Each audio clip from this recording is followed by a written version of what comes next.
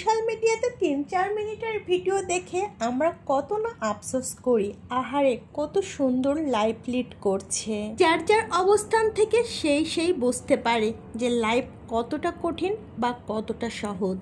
ধরুন না টিয়া ফ্যামিলির ব্যাপারটা, দীপা, আখি আর তিশার মতো ৩ ধরনের নারী, ৩টি বাস্তবতা যা সমাজের প্রতিচ্ছবি। প্রথমে ধরেন দীপার কথা। আহাদের প্রথম স্ত্রী, শৈশবে যার প্রেমে মুগ্ধ হয়ে আহাদ দীপাকে বিয়ে করেছিল। একটি ফুটফুটে মেয়েও ছিল, সাজানো গুছানো সংসারটা ছিল, সুন্দর ভবিষ্যৎ ছিল তাদের। কিন্তু হঠাৎ তিশার আগমন তাদের জীবনে। এক অতীতের সংসার ফেলে আহাদের জীবনে চলে আসে সে।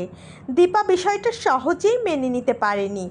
আত্মসম্মান রক্ষা করতে নিজেই বাধ্য হয়ে সংসার ছেড়ে চলে যায়। আর এদিকে তিশা, যার এক সময় সংসারও ছিল, ইভেন একটা সন্তানও ছিল, ছেলে সন্তান, অথচ সে নিজের সন্তানের মুখের দিক একবার না তাকিয়ে, তার কথা একবার না চিন্তা করে আহাদের প্রেমে ঝাঁপিয়ে পড়ে। তিশা যখন দীপার জায়গা নেয় তখন আবার তার খুব আত্মসম্মান জেগে উঠল। সতীন নিয়ে সংসারও করতে চাইল। তা প্রমাণ আহাদকে দেওয়ার জন্য আবার বিয়ে দিল আখির সাথে। আখি, যে কিনা আহাদের ৩য় স্ত্রী, একটা ভাঙা মেয়ে, যার চাওয়া পাওয়া খুবই সামান্য, কেবল একটুখানি ভালোবাসা, সম্মান আর নিরাপদ আশ্রয় চেয়েছিল। কিন্তু ভাগ্য তার দিকে একবারও মুখ তুলে তাকায়নি।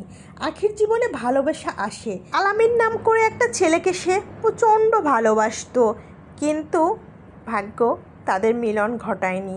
শেষ অবধি আহাদকেই বিয়ে করতে হয় সুখের আশায়।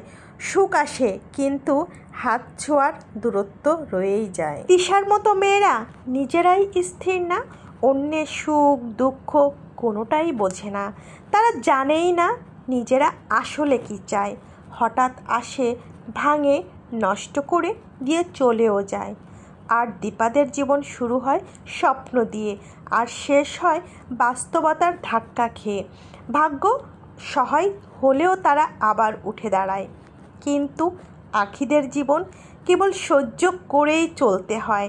তাদের স্বপ্ন দেখা মানা, ভালোবাসা পাওয়ার বিলাসিতা জেনে বুঝে সবখানেই একটা অপশন হিসেবে থাকতে হয়। কি অদ্ভুত, এই সমাজে ৩ রকম নারী, ৩টা ভিন্ন ভাগ্য, ৩টা আলাদা যুদ্ধ।